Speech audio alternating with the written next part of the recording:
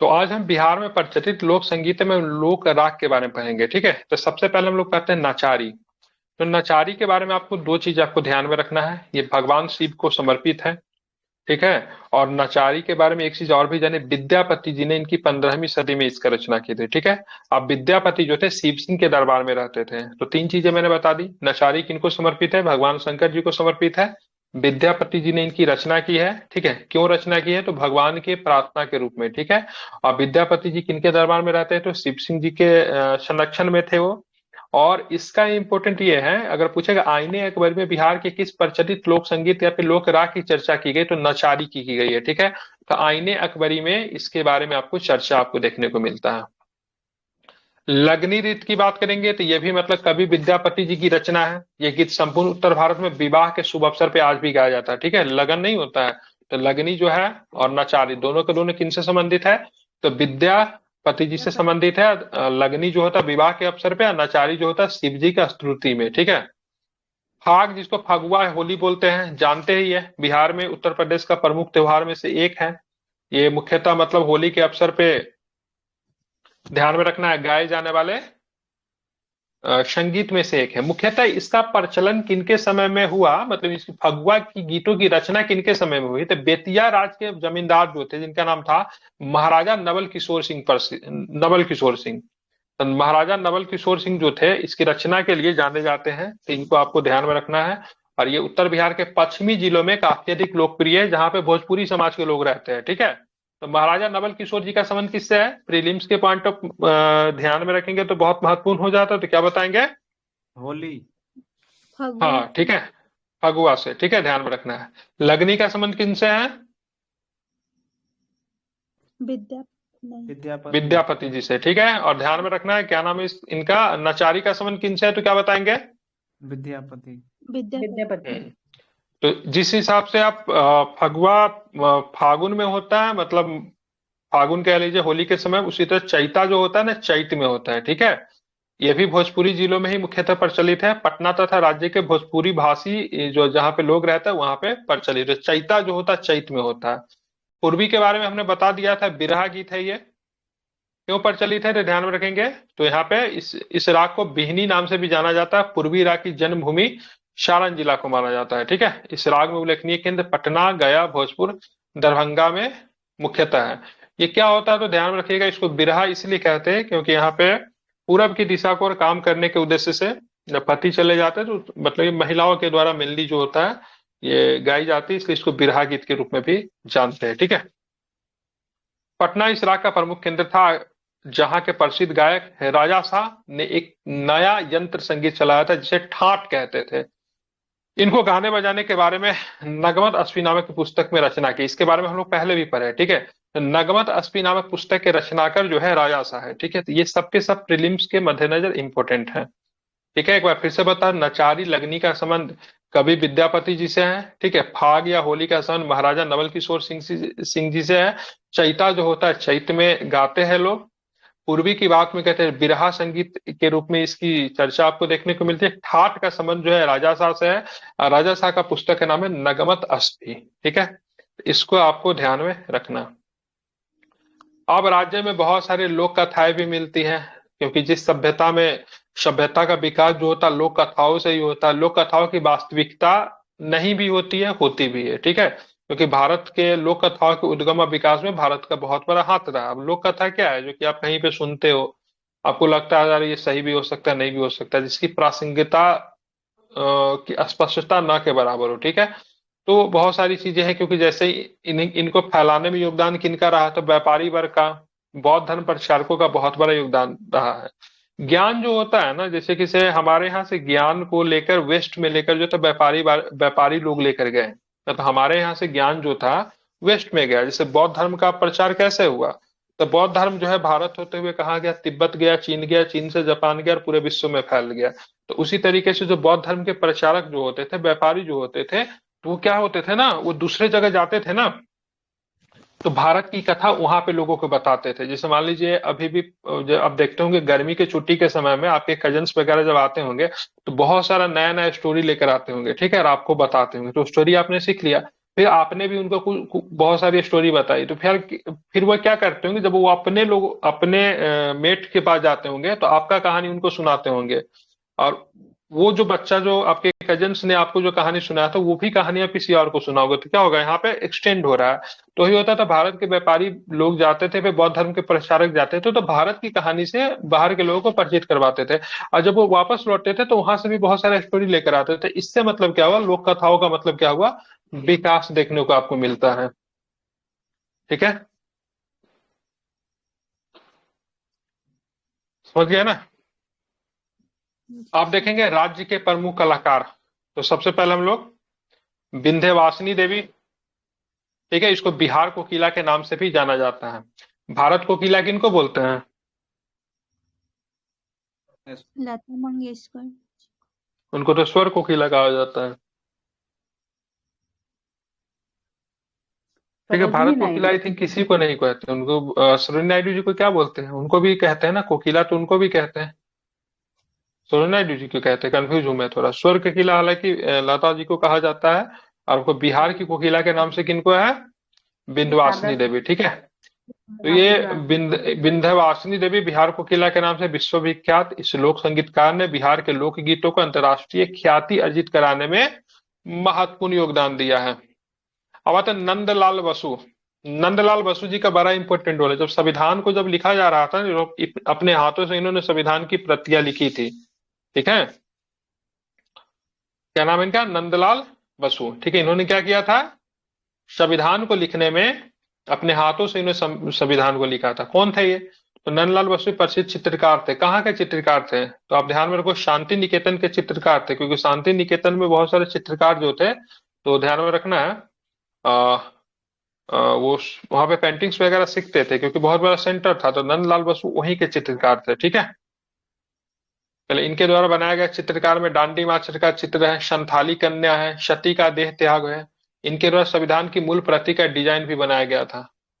अब आते हैं बिस्मिल्लाह खान के बारे में जान लेते। इनका जन्म बक्सर के डुमराव में हुआ था। कभी कभी पूछता है कहाँ पे हुआ था, बक्सर के डुमराव में हुआ था। ठीक है, 2001 में इनको भारत रत्न से सम्मानित किया गया था। इनको लता मंगेशकर जी को एक ही साथ भारत रत्न दिया गया था। ठीक है, बिस्मिल्लाह खान करते क्या थे, तो शहनाई वादक थे। क्या थे, शहनाई वादक थे।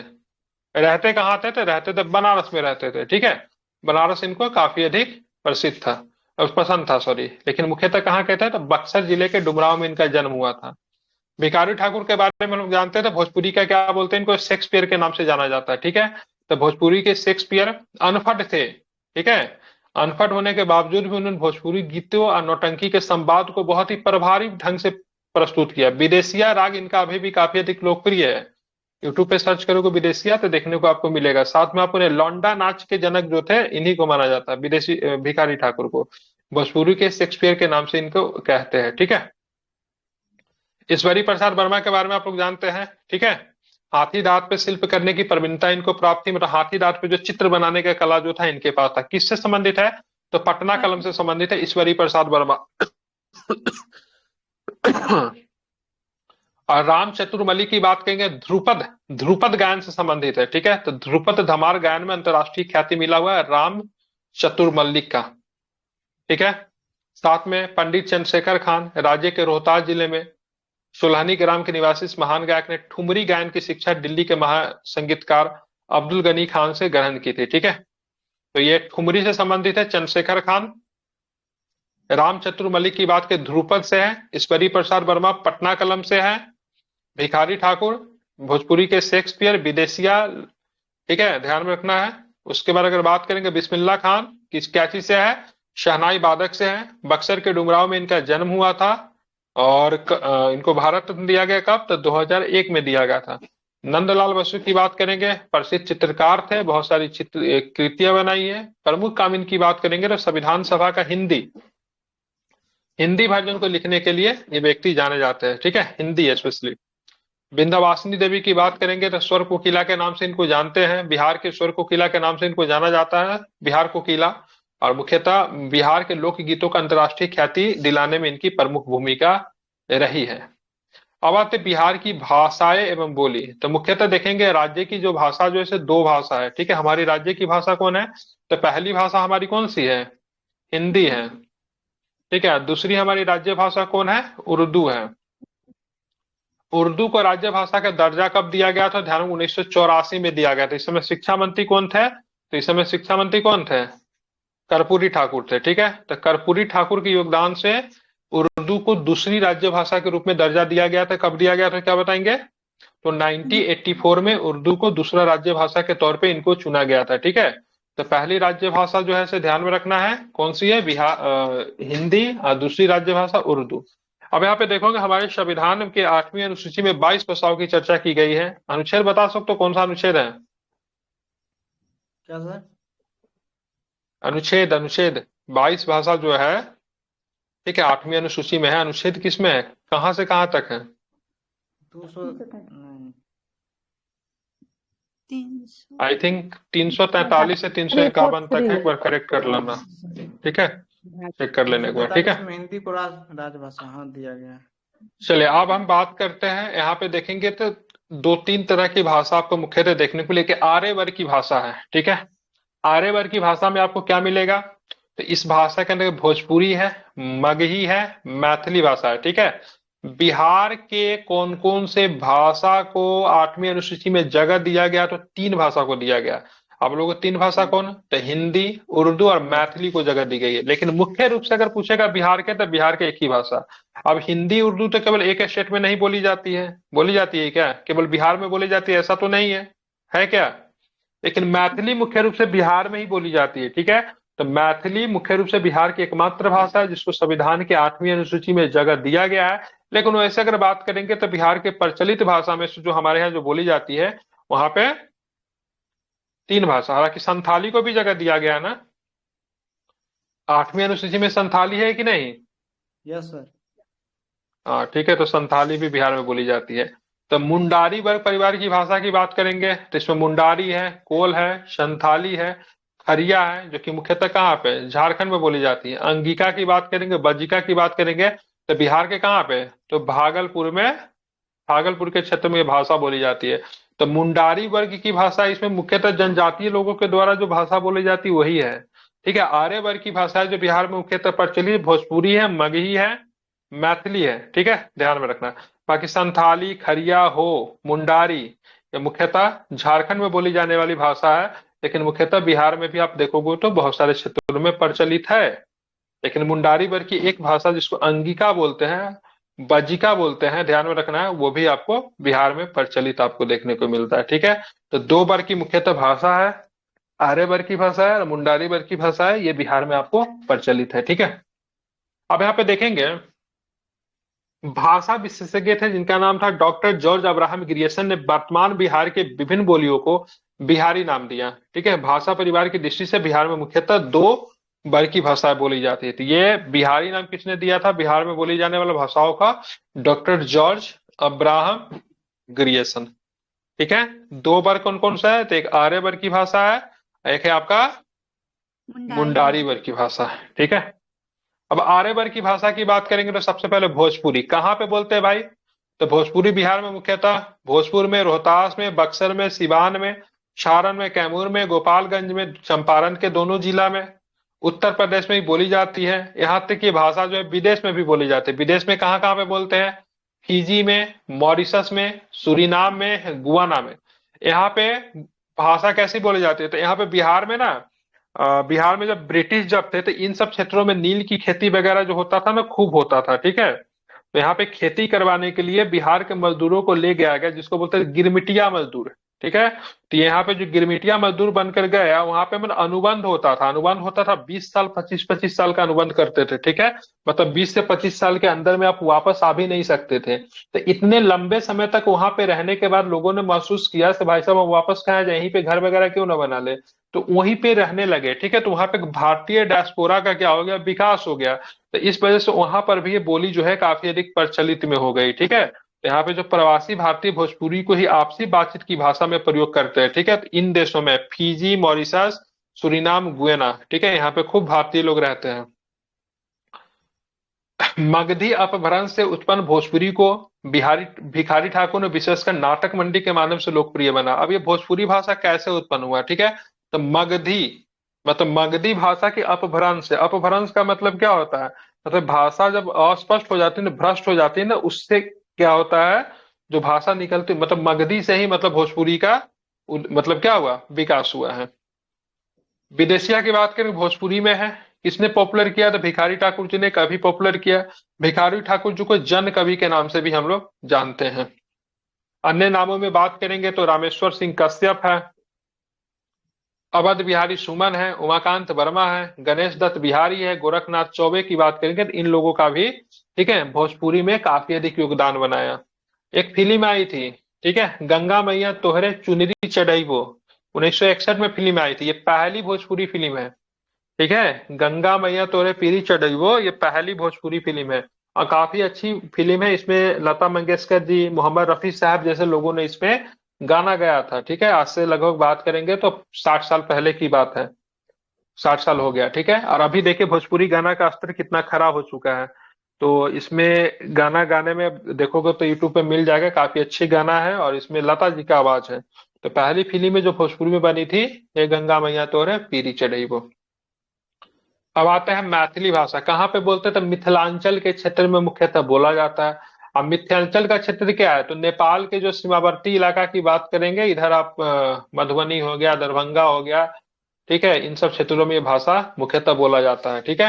ये क्षेत्रीय भाषा होने के बावजूद भी संविधान की 8वीं अनुसूची में इसको शामिल किया गया है, ठीक है। अब यहाँ पे देखोगे, मैथिली की सबसे पहली रचना की बात करेंगे तो ये ध्यान में रखना, भोजपुरी में कोई विशेष आपको रचना नहीं मिलेगा। भोजपुरी में आप ढूंढोगे विशेष रचना तो उसका अभाव आपको मिलेगा, और जिस भाषा का मुख्य रूप से उस भाषा में उपस्थित रचना नहीं है, उसको कभी भी 8वीं अनुसूची में जगह मिल भी नहीं सकता। इसलिए भोजपुरी को बार बार 8वीं अनुसूची में शामिल करने की मांग हो रही है, लेकिन मुख्य रूप से बहुत सारी कुछ रचनाएं उपलब्ध नहीं है, क्योंकि भाषा की स्पष्टता नहीं है, क्योंकि मगधी से उसका जन्म हुआ है, ठीक है। अपभ्रंश होकर मतलब क्या हुआ है, उसका जन्म हुआ है। लेकिन आप मैथिली में मुख्य रूप से आप देखोगे तो इसकी रचना जो है ओरिजिनल रूप में उपलब्ध है। जैसे वर्ण रत्नाकर, वर्ण रत्नाकर के लेखक कौन है? ज्योतिश्वर ठाकुर, पूछा जाता है, रट लीजिए। मैथिली भाषा के अगर पूछेगा सबसे प्रसिद्ध कवि की बात के, विद्यापति थे, जिन्होंने क्या कृति लता लिखा था, कृति पटाका लिखा था, ठीक है। तो कृति लता और कृति पटाका किनकी रचना है, तो क्या बताएंगे, किनकी रचना है? तो विद्यापति की, ठीक है, ध्यान में रखना। अब मैथिली की सबसे प्रसिद्ध रचना कौन सी है? वर्ण रत्नाकर। इसके लेखक कौन है? तो ज्योतिश्वर ठाकुर, ठीक है। बहुत सारे प्रमुख लोग हैं, गोविंद नाथ दास, महेश्वर ठाकुर, महीनाथ ठाकुर, ये सब इसके योगदान में काफी अधिक योगदान दिया था, ठीक है। महेश ठाकुर का नाम काफी इंपोर्टेंट है। महेश ठाकुर की बात करेंगे तो इन्हीं के संरक्षण में कौन रहे थे? विद्यापति जी, ठीक है। ये दरभंगा महाराज है, ठीक है। तो विद्यापति जी जो थे इन्हीं के संरक्षण में रहे, तो ये भी आपको ध्यान में रखना है। ये भाषा बिहार के अतिरिक्त नेपाल में भी काफी अधिक पॉपुलर। जनकपुर की बात करेंगे, ठीक है, सीता माता का घर था वहां ना, तो वहां पर भी भाषा काफी बोली जाती है। मगही कहाँ पे बोलते हैं? तो मगधी की बात करेंगे तो पटना, गया, जहानाबाद, अरवल, औरंगाबाद आदि जिलों में इसको बोलते हैं, ठीक है। मगधी बोली के प्रथम कवि ईशान को कहते हैं। सर्वाधिक चर्चित मगही मगही साहित्यकार योगेश्वर सिंह हुए, ठीक है। इस बोली की शैली का जनक सुरेश दुबे को कहा जाता है। तो कुछ नाम है, जैसे मगही भाषा के पहले कवि ईशान को कहते हैं, ठीक है। सबसे चर्चित जो साहित्यकार जो हुए मगही में, कौन हुए? तो योगेश्वर सिंह हुए, ठीक है। और बात करें इस बोली की शैली का जनक किसे कहते हैं? तो सुरेश दुबे को कहते हैं, ठीक है। कहाँ पे बोलते हैं मगही बिहार में? तो पटना, गया, जहानाबाद, अरवल, मतलब पटना के सीमावर्ती है, सारा पटना से सीमा लगाता है, जहानाबाद बनाता है, अरवल भी, अरवल बनता ही होगा, जहानाबाद से लगता, जहानाबाद से कट के ही अरवल बना है, औरंगाबाद। इन सब क्षेत्रों में मगही भाषा बोली जाती है, ठीक है, गया में भी। तो इसको आपको ध्यान में रखना है। तो ये सब किस श्रेणी में था? ये आर्य वर्ग की भाषाएं थी। दूसरा कौन सा? मुंडारी। मुंडारी में आप देखोगे सबसे पहले जो है अंगिका, कहाँ बोलते हैं? अंगिका एवं बज्जिका की बात करेंगे तो ये मुंडा परिवार की भाषा है, ठीक है। अंगिका बोला जाता है आपको भागलपुर में, कहाँ पे बोलता है? ये भागलपुर में बोला जाता है, ठीक है। बज्जिका कहाँ पे बोलते हैं? तो बज्जिका आपको मुंगेर में बोला जाता है, ठीक है, ध्यान में रखना है। तो अंगिका को भागलपुरी के नाम से भी जानते हैं, ठीक है। डॉक्टर ग्रियर्सन की बात करें जो कि भाषाविद थे, उन्होंने क्या छीका छीकी नाम दिया था अंगिका मैथिली की ही उपबोली है। अंगिका कहाँ से निकला? तो अंगिका मैथिली से ही निकला है, ठीक है। डॉक्टर तेज नारायण कुशवाहा ने अंगिका बोली को इतिहास लिखकर, अंगिका बोली का इतिहास लिखकर इसको लोकप्रिय बनाया था। अंगिका भाषा की अपनी लिपि भी है, ठीक है। उस लिपि को क्या बोलते हैं? अंग लिपि बोलते हैं। जैसे कि देखिए, हर भाषा की कहीं ना कहीं लिपि होती है। जैसे हम लोग हिंदी लिखते हैं, हिंदी की लिपि क्या है? देवनागरी है कि नहीं है? अंग्रेजी लिखते हो क्या है? रोमन है, ठीक है। उर्दू का क्या है लिपि का? आई थिंक उसका अरबी है साथ, ठीक है। जो भी हो लिपि है, लेकिन भोजपुरी का कोई लिपि नहीं है। और जब किसी का लिपि नहीं रहेगा तो उसको आप लिख नहीं सकते हो। भोजपुरी में आपको बोलेगा तो आप लिख नहीं पाओगे। कैसे लिखो भोजपुरी में? भोजपुरी में भी देखते हैं हिंदी ही लिखते हैं, नहीं लिखते हैं, ठीक है। लेकिन क्या है, इनका अपना लिपि है। और जब लिपि है तो आप इसमें देखेंगे मेंस वगैरह के एग्जाम में भी लोग मैथिली वगैरह में चाहे तो आराम से लिखते हैं, भाषा के रूप में चुनते हैं। ऑप्शनल सब्जेक्ट में भी था पहले।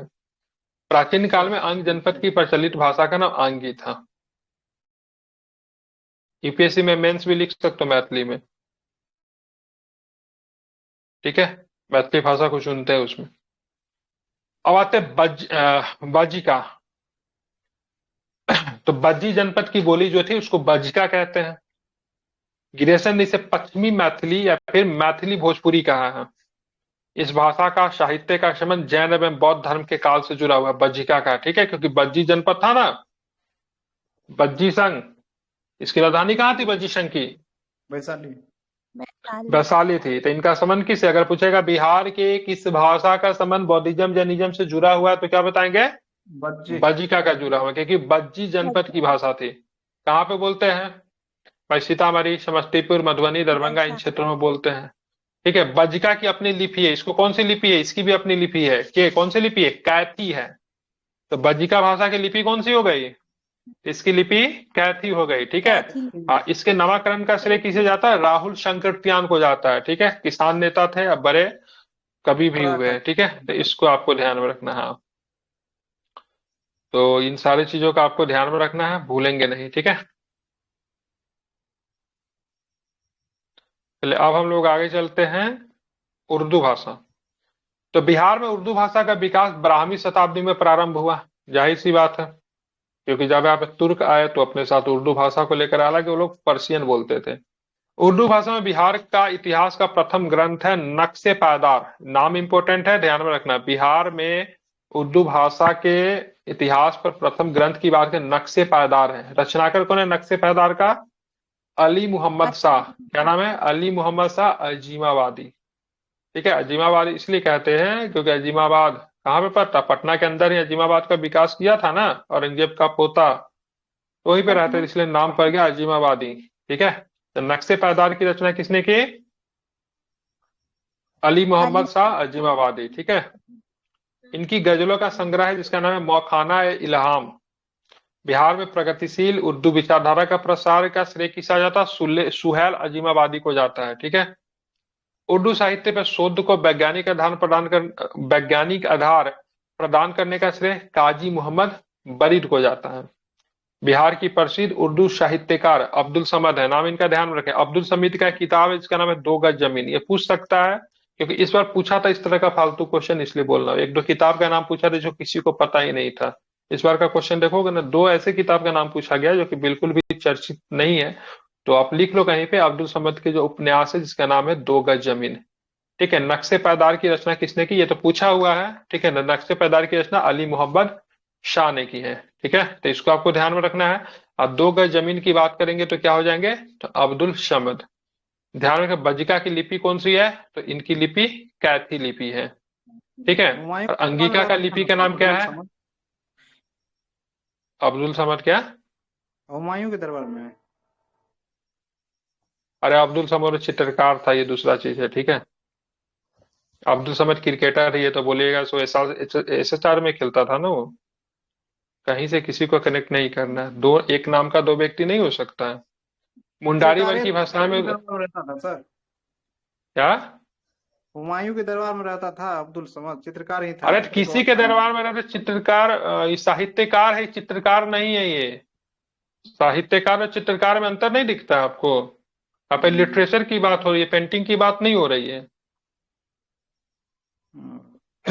मगही की बात करेंगे तो कहाँ कहाँ पे बोलते हैं? गया, पटना, जहानाबाद, अरवल, औरंगाबाद में इसको बोला जाता है। मैथिली मैथिली भाषा की पहली रचना की बार वर्ण रत्नाकर है, किसने लिखा है? ज्योतिश्वर ठाकुर ने लिखा है। महेश ठाकुर की बात करेंगे तो विद्यापति को संरक्षण देने वाले शासक थे, राजा थे, ये ध्यान में रखना है। ठीक है।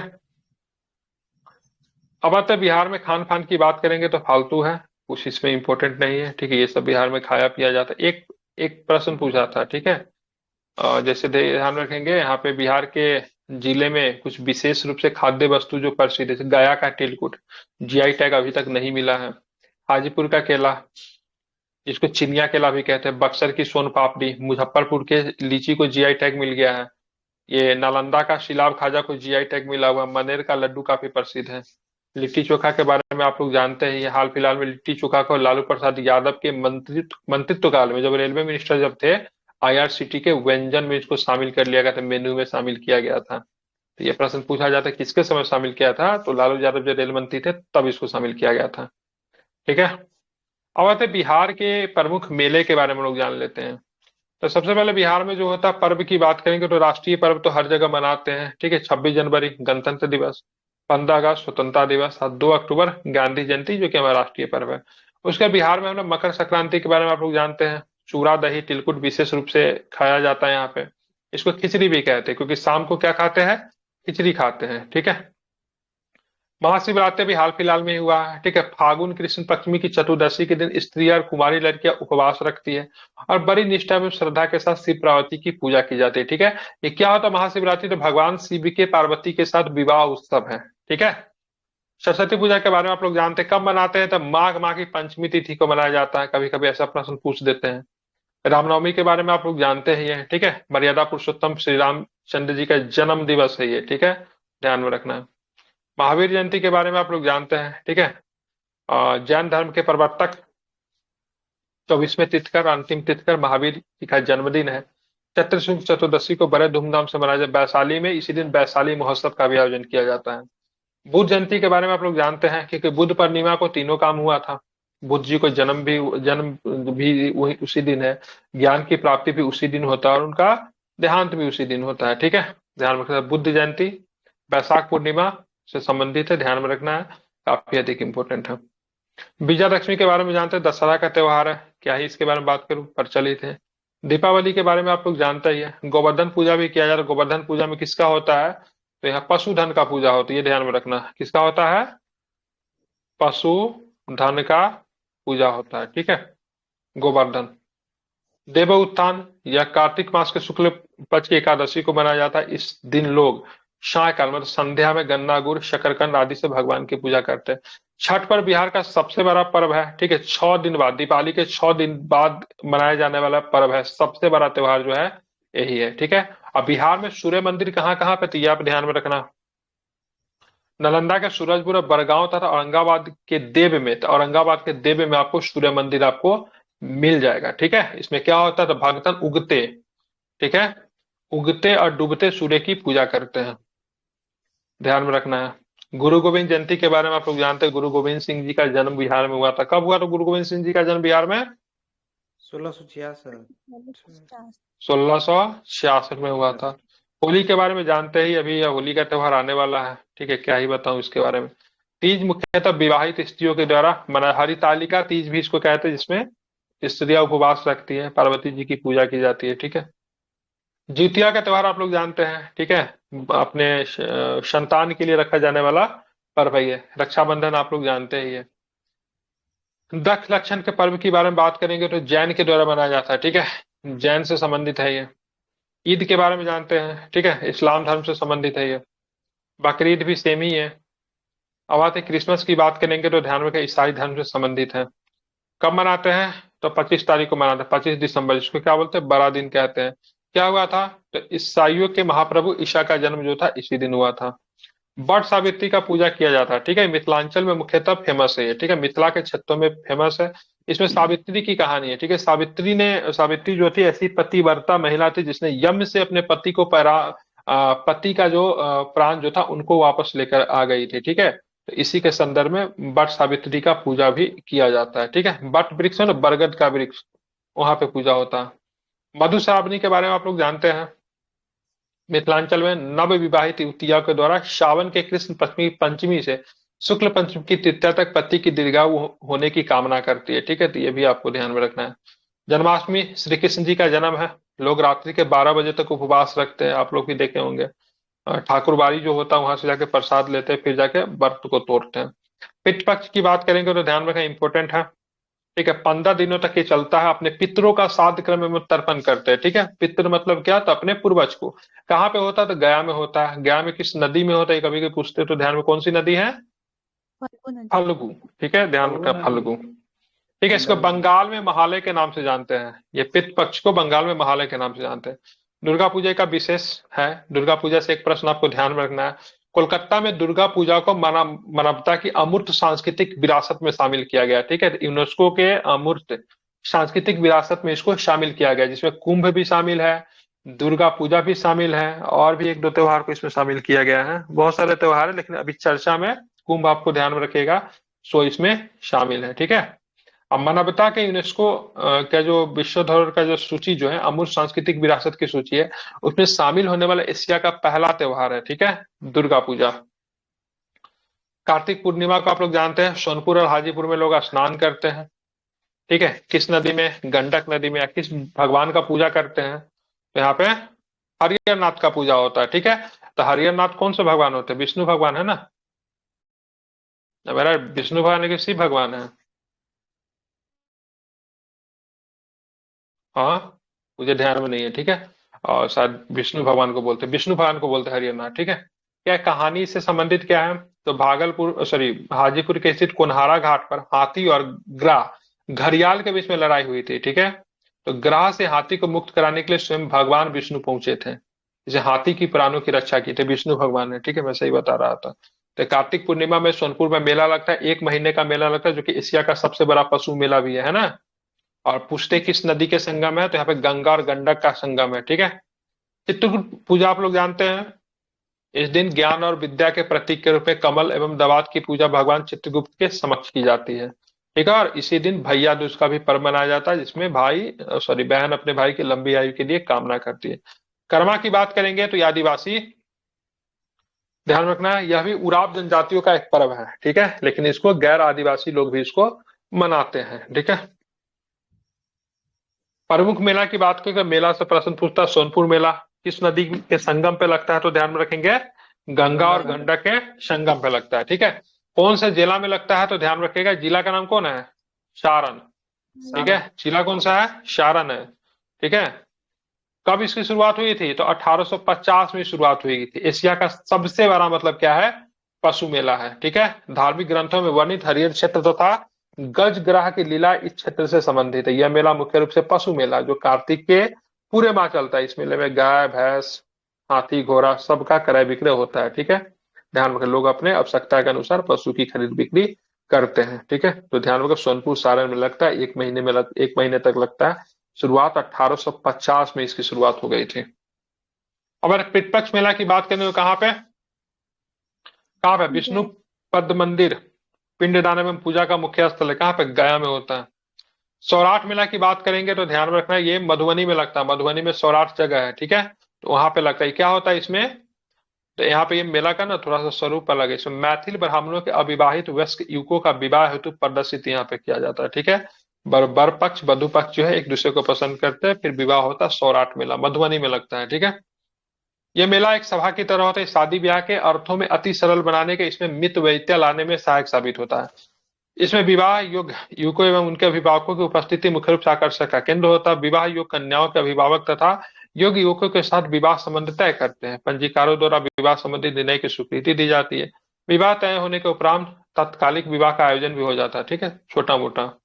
इस मेले में ज्योतिष संस्कृत वेद और दर्शन इत्यादि के बड़े बड़े विद्वान भी उपस्थित रहते हैं। सिमरिया मेला काफी इंपॉर्टेंट है, ध्यान में रखना है। हरिद्वार के तर्ज पे ही यहाँ पे मतलब इसको विकसित किया जा रहा है, चर्चा में भी था। सिमरिया का विकास किया जा रहा है, बेगूसराय में पड़ता है। गंगा नदी के किनारे यहाँ पे मेला लगता है, वर्ष में 2 बार लगता है। ठीक है, यहाँ पे गंगा स्नान भी लोग करते हैं, तो इसको हरिद्वार के तर्ज पे इसको विकसित करने के काम चल रहा है। मलमास मेला ये राजकीय त्योहार है। राजकीय त्योहार है, ध्यान रखें, क्योंकि इसको स्टेट के द्वारा स्पॉन्सर किया जाता है मलमास का, ठीक है। तो कहाँ पे है मलमास, कहाँ पे लगता है मलमास मेला? तो राजगीर में लगता है। कहाँ पे लगता है? राजगीर राजगीर। में, ठीक है। ऐसी मान्यता है पुराणों में से, लगभग यहाँ पे 33 कोटि, ठीक है, 33 कोटि देवी देवता इस मास में यहाँ पे निवास करते हैं, ठीक है। तो काफी पवित्र आस्था का वो होता है, बातें हैं। तो यहाँ पे लोग आते हैं क्या, तो यहाँ पे झरना जो है, गर्म झरना, जो वहां पे लोग क्या करते हैं, स्नान करते हैं, ठीक है। तो मलमास मेला। ककोलत जलप्रपात आप लोग जानते हैं, नवादा में पड़ता है। तो वहीं पे आपको 6 दिनों का एक मेला लगता है, जिसको ककोलत मेला के नाम से जानते हैं। ककोलत जलप्रपात भी है, जो कि नवादा में है। हरदी मेला, इस स्वतंत्रता आंदोलन जिस समय चल रहा है, तो वहाँ पे काफी चर्चा में था, ठीक है। तो शिवरात्रि के पर्व के समय मेला मुजफ्फरपुर के हरदी में लगता है, ठीक है। 15 दिनों तक आयोजन किया जाता है हरदी मेला। ये शायद पूछा था हरदी मेला से प्रश्न, था 69वीं बीपीएससी में शायद पूछा था। शहोदरा मेला की बात करेंगे तो ध्यान में रखना है, थारू जनजाति के संबंधित है मेला, काफी प्रसिद्ध, इसे थारुओं का मेला भी कहते हैं, ठीक है। पश्चिमी चंपारण में होता है। विवाह पंचमी मेला की बात करेंगे, सीतामढ़ी में विवाह पंचमी मेला लगता है, ध्यान में रखेंगे। ये पशु से संबंधित है विवाह पंचमी मेला, ध्यान में रखेंगे। चैती नवमी की मेला की बात करेंगे तो भगवान राम जी का मतलब क्या है, तो यहाँ पे जन्म उत्सव के प्रति चैत्र मास के सीतामढ़ी में किया जाता है, ठीक है। इस अवसर पे यहाँ बिहार का दूसरा सबसे बड़ा पशु मेला भी लगता है। सीतामढ़ी में आप जाओगे तो यहाँ पे जानकी स्थान है, उसके आसपास का मेला लगता है। वैशाली का मेला भी काफी अधिक प्रसिद्ध है, भगवान महावीर की जन्मस्थली होने के कारण ये मेला फेमस है। सीतामढ़ी का मेला के बारे में आप लोग जानते ही है, क्योंकि इस दिन भगवान रामचंद्र, माता सीता, राम भक्त हनुमान की पूजा होती है, ठीक है। नगर स्थित जानकी मंदिर के पास में विवाह पंचमी का मेला आयोजित किया जाता है। ऐसा मानते हैं कि सीता माता का जन्म जो था वहीं पे हुआ था। बौसी मेला का आयोजन किया जाता है, भागलपुर बांका में होता है। क्यों होता है, इसका इंपोर्टेंस क्या है, तो भागलपुर में आपको मिलेगा मंदार पर्वत, ठीक है। कौन सा पर्वत है? मंदार मंदार पर्वत। पर्वत, ठीक है। जो समुद्र मंथन जब हो रहा था ना, तो वहां पे मतलब क्या था, समुद्र मंथन के दौरान मथानी के रूप में इसका इस्तेमाल किया गया था, मंदार पर्वत का, ठीक है। यही मानता है कि यहाँ अवस्थित एक पवित्र कुंड में स्वयं भगवान विष्णु ने स्नान किया था, इसलिए इस मेले का बड़ा अधिक इंपोर्टेंट है। तो मंदार पर्वत की बात करेंगे तो यहाँ पे कौन से नाग थे? शेषनाग। ना, शेष नाग नहीं था। जो भी है, उनका एक हिस्सा को बांधा गया था मंदार पर्वत में, ठीक है। चलिए, बक्सर का मेला जानते हैं आप लोग, कहाँ बक्सर में ही लगता है। क्या था कि देखिए, बक्सर में दो चीजें हुई थी। एक, विश्वामित्र जी का जो आश्रम जो था बक्सर में था, जहाँ पे श्री राम प्रभु है, उनके लक्ष्मण जी ने शिक्षा ग्रहण किया था, ठीक है। और साथ में बक्सर में ना तारका का बक्स, तारका जो थी, तारका नाम था ना, राक्षसनी जो नहीं थी, उसका यस सर। वध भी बक्सर में ही हुआ था, ठीक है। तो दोनों जगह पे मेला लगता है वहां पे, ठीक है। तो उन्होंने जब यहाँ पे विश्वामित्र के पास जब शिक्षा ग्रहण करने के लिए श्री राम प्रभु गए, तो वहां पे राक्षसों का वध किया था। तो ये तराका का जो निवास स्थान जो था, वो भी बक्सर में ही था। तो उसी समय वो भी मारी जाती है, ठीक है। बक्सर में बहुत दर्शनीय स्थल है, जैसे नाथ मंदिर हो गया, नौलखा मंदिर हो गया। बाबा परमेश्वर नाथ का मेला, ये भी आपको ब्रह्मपुर नामक गांव में लगता है, ध्यान रखिए, शिव भगवान को समर्पित है, ठीक है। बक्सर जिला में ही लगता है। दीपावली का मेला की बात करेंगे, दीपावली मेला पावापुरी नंदा जिले में अवस्थित है। यहाँ जैनों के 24वें तीर्थंकर भगवान महावीर का निर्वाण की प्राप्ति हुई थी, ठीक है। तो ये निर्वाण कहाँ पे होता है, देहांत कहाँ पे होता है भगवान महावीर का? तो पावापुरी में। बड़गांव का मेला ध्यान में रखें, नालंदा में लगता है, ध्यान में रखना है, ठीक है। नालंदा में आप जाओगे तो यहाँ पे नालंदा के अंगारी में, ठीक है। ये तीन चीज आपको ध्यान में रखना है, नालंदा के अंगारी, औरंगाबाद के देव, और पटना के उलार। ये यहाँ पे ना सूर्य मंदिर है, ये तीनों जगह पे क्या है, यहाँ पे सूर्य मंदिर है, ठीक है। तो यहाँ पे क्या होता है, छठ पूजा से संबंधित है, क्योंकि छठ पूजा में क्या होता है, सूर्य भगवान की पूजा की जाती है ना। तो नालंदा के अंगारी में, औरंगाबाद के देव में, और पटना के उलार में क्या है आपको, यहाँ पे सूर्य मंदिर है, ठीक है। पटना साहिब गुरुद्वारे का मेला भी आपको ध्यान में रखता है। तो आप सिखों के 10वें गुरु का जन्म जो था बिहार में हुआ था, तो इसको लेकर आपको मेला देखने को मिलता है। अब आते हैं थोड़ा सा सूफी से संबंधित, है यहाँ पे मनेर शरीफ है पटना में, और मखदूम साहब का उर्स लगता है। तो मखदूम साहब यहिया शाह मनेरी के नाम से, पर मनेर एवं बिहार शरीफ में दो अलग अलग तिथियों में उसी उर्स का आयोजन किया जाता है, ठीक है। मनेर के उर्स का काफी अधिक इंपॉर्टेंस है, क्योंकि ये मुख्यतः सूफी से संबंध है, तो किसी भी धर्म से रिलेटेड नहीं है। सूफी का अपना ही एक रिलीजन था। तो मुख्य हिंदू मुस्लिम दोनों लोग जाते हैं यहाँ पे, मजार पे क्या करते हैं, चादर चढ़ाते हैं, ठीक है। मेष संक्रांति का भी मेला आपको लगता है, ठीक है, ध्यान रखेंगे।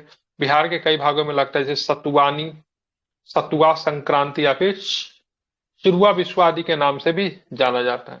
सबौर ध्यान में रखेंगे, भागलपुर में पड़ता है। क्या इंपोर्टेंस है सबौर का? तो यहाँ पे एग्रीकल्चर यूनिवर्सिटी है, ठीक है। तो सबौर कृषि महाविद्यालय में इस मेले का आयोजन किया जाता है। यह महाविद्यालय राजेंद्र कृषि विश्वविद्यालय के अधीन है।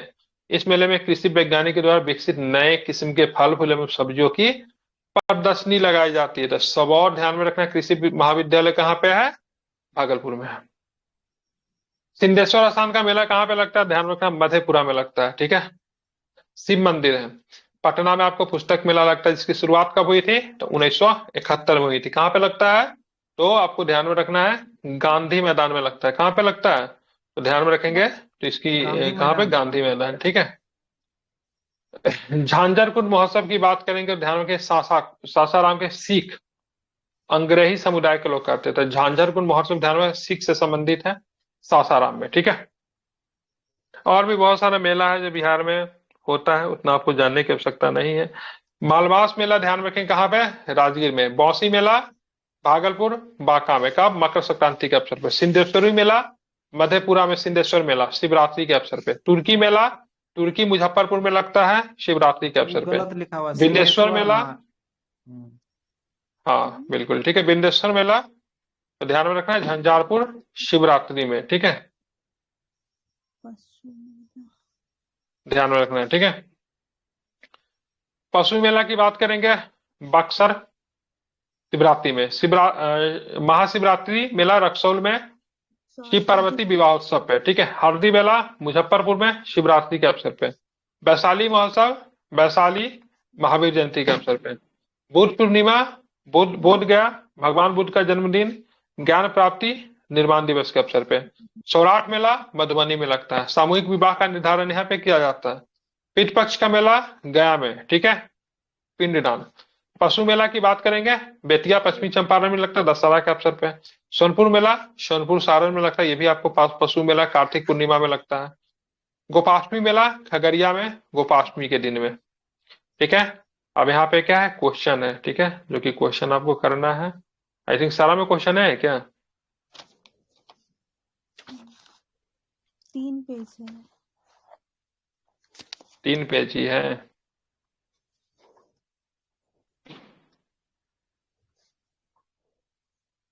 खत्म करवा देता हूं।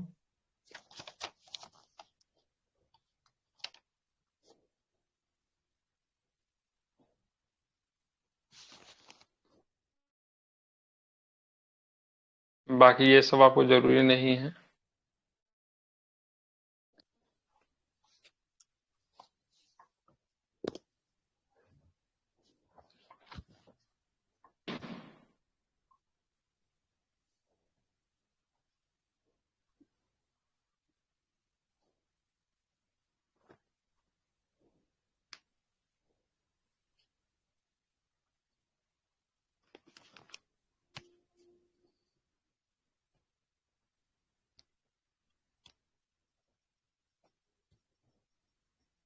आंसर खोल लीजिएगा, पूछा दें। बिहार के दीदारगंज से प्राप्त यक्ष एवं यक्षिणी की मूर्तियां किस कला से संबंधित है? ठीक है, किस कला संबंधित है? मौर्य। मौर्य कला से संबंधित है, ध्यान में रखना। शुंग काल के उत्कृष्ट नमूने बिहार के किस स्थान से प्राप्त हुए हैं? क्या लिया इसका आंसर? बोध गया। आंसर खोल लेना। बिहार के पाल युग में कांस्य से निर्मित मूर्ति के एक उन्नत शैली का विकास हुआ। कांस्य मूर्तियों के निर्माण इस शैली के निर्णायक देन थी, ठीक है। तो क्या नाम था उसका? धीमन एवं बिटपाल। बिटपाल। पालकालीन चित्रकला का भित्ति चित्र रूप कहाँ से प्राप्त हुआ है? तो पाल का चित्रकला का भित्ति चित्र रूप कहाँ से प्राप्त हुआ, बताइए। नालंदा। नालंदा। आंसर खोल के देखिएगा, कहीं कहीं पे डाउट हो सकता है, ठीक है। मिथिला का प्रख्यात के विद्यापति किस राग का सृजन किया? तो नचारी। नचारी का, ठीक है। फगुआ नहीं है इनका। बिहार में मुगल स्थापत्य कला का सबसे उदाहरण की बात करेंगे तो मनेर स्थित शाह दौलत का मकबरा। आगरा का सृजन किसने किया था? अभी पढ़ा था ना, बेतिया के वो थे ना, नवल किशोर सिंह, नवल किशोर, ठीक है। बिहार में लगनी राग किस अवसर पे गाया जाता है? तो लगनी विवाह के समय में। वर्ष 2001 में भारत रत्न से सम्मानित उस्ताद बिस्मिल्लाह खान जी का जन्म बक्सर स्थान कहाँ पे है? बक्सर डुमराव। डुमरा। बिस्मिल्लाह खान कौन सा वाद्य यंत्र बजाते थे? शहनाई। शहनाई। बिहार में प्रचलित संगीत में निम्नलिखित में से कौन सा राग नहीं गाया जाता है? ठीक है, तो मल्हार नहीं गाया जाता है। ठीक है। संत सरफुद्दीन याहिया मनेरी का मकबरा किस जिला में है? पटना। पटना में। अंका चित्रकला का संबंध किससे है? बौद्ध धर्म से। पटना कला से संबंधित नीचे कुछ कथनों दिए गए कूट की सहायता से सही कथन का चयन करें। पटना कलम चित्रकला के तहत केवल व्यक्ति विशेष के ही चित्र बनाए जाते हैं, तो गलत है। पटना कलम चित्रकला के मुख्यतः गहरे भूरे लाल और नीले रंग का प्रयोग किया जाता है, ये तो ठीक लग रहा है। ठीक है। जी सही लग रहा है। इस शैली में अधिकांश चित्र पुरुष है, लेकिन इसमें पुरुषों की चित्रकारी शैली भी कहते हैं। ठीक है, तो 2 और 3 सही है। निम्नलिखित कथनों पर विचार करके कूट की सहायता से सही कथन का चयन करें। पाल शासकों के समय बिहार में तारपत्र चित्रकला काफी प्रसिद्ध था। गाय स्थित बराबर की पहाड़ी में गुहा चित्रकला पालकालीन है। ठीक है। बिहार में चित्रकला का प्रारंभिक छात्र पाल काले से प्राप्त हुई। क्या सही है? इसका आंसर लिया है 1 और 3। 2 तो कवियों ने 2 को गलत लिखा हुआ है ना, वो तो मौर्य से किया गया। 2 ये मौर्य कला से हो जाएगा ये, जी तो 2 तो गलत हो गया, तो 183। डी होगा। पटना कलम के महत्वपूर्ण चित्रकार थे, क्या नाम था उनका? तो ध्यान रखिए, सेवक राम। क्या नाम है उनका? सेवक राम। सेवक राम। पटना कलम चली संबंधित है, किससे संबंधित है? ईश्वरी सारे के प्रसाद। सारे सही है। ठीक है। उल्लास लाल जयराम दास सब तो है ही ना उससे। ओ, पटना कलम चित्रकला शैली संबंधित है, तो ध्यान में रखेंगे तो क्या बोलते हैं? परवर्ती मुगल से। ठीक है। परवर्ती मुगल मतलब 1707 वाला मुगल, जहां पर औरंगजेब के बाद। मधुबनी चित्रकला के संबंध में कौन सा कथन सही है? लोक कला, बिल्कुल। इसमें महिलाओं की महत्वपूर्ण भूमिका रही है, बिल्कुल रही है। ठीक है। यह चित्र 3 प्रकार के होते हैं, भित्ति चित्र, अरिपन और पत्र चित्र। ठीक है। तो सही अरिपन है। किस पे बनाते हैं? अरिपन मिट्टी अति जमीन। जमीन पे बनाते हैं, उसके क्या बोलते हैं? कपड़ा वगैरह पे बनाते हैं। पटचित्र किस पे बनाते हैं?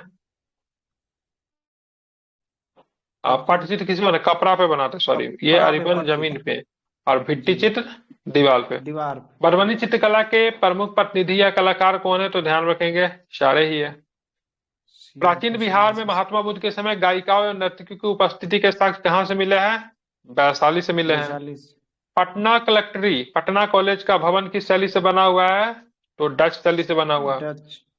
पटना स्थित पादरी की हवेली और बांकीपुर चर्च किस शैली की है? गोथिक शैली की है। पटना में स्थित राजभवन, मुख्य सचिवालय तथा उच्च न्यायालय की इमारतें किस शैली की बनी हुई है? तो यूरोपीय पुनर्जागरण यूरोपीय काल की शैली। शैली। क्या आंसर लिया है? ये लेना, यूरोपीय पुनर्जागरण। मगही बोली के पहले कवि कौन थे? क्या नाम मगही के? ईशान है ना? योगेश्वर ये नहीं, तरीका ईशान ईशान ईशान सही। किसानी कवि ईशान। बिहार की पेंटिंग विद्या कौन सी है? तो मधुबनी। मधुबनी। ये तो मुझे दिख नहीं रहा है। मधुबनी चित्रशैली किस क्षेत्र में प्रसिद्ध है? तो मधुबनी मंजूषा है, सॉरी, अंग में। क्या कला मंजूषा ही है विलास। ना? विदेशिया किस राज्य का लोक नाट्य है? विदेशिया बिहार। बिहार का। बिहार। जट जटिन कहाँ पे पॉपुलर है? बिहार में। बिहार में। बिहार के किस विद्वान को मैथिल कोकिल कहते हैं? विद्यापति जी को। जी बिहार का द्वितीय त्योहार कौन सा है? छठ पूजा। छठ। बिहार में झरने नृत्य किस समुदाय के द्वारा किया जाता है? मुस्लिम। डोमकच क्या है? तो डोमकच की बात करेंगे, महिला प्रधान नृत्य है। मधुश्रावणी में विशेष रूप से मनाया जाता है। मधुश्रावणी की बात करेंगे तो विशेष रूप से मिथिलांचल में। ठीक है। मिथिलांचल में। कालिदास कालिदास रंगालय कहाँ पे स्थित है? आंसर चेक कर लीजिए, क्या है इसका? भोजपुरी का जन कवि किसे कहा जाता है? तो किसे कहते हैं? भिखारी ठाकुर को। भिखारी ठाकुर। वैशाली के मेला जो चैत्र शुक्ल के चतुर्दशी का आयोजन की जाती है, संबंधित है। तो वैशाली में जैन। जैन धर्म से। जैन। हरियर छठ का मेला, सोनपुर का मेला का आयोजन किया जाता है, तो गंगा और गंडक। गंडक के संगम पे। गंडक। मधुबनी पेंटिंग के प्रसिद्ध किस कलाकार को 2021 में पद्मश्री से पुरस्कृत किया गया? क्या नाम था उनका? दुलारी देवी। दुलारी देवी। जी दुलारी देवी। जादव पटिया किससे संबंधित है? जादव पटिया क्या है? चित्रकला है। ठीक है। चित्रकला। किसके द्वारा? तो ध्यान रखिएगा, मुख्यतः आदिवासी समुदाय के द्वारा किया जाता है। ठीक है। ये हो गया। कल साहित्य में पत्रकारिता पढ़ा देंगे। ठीक है। चलिए ठीक है, फिर मिलते हैं कल। Thank you. Thank you.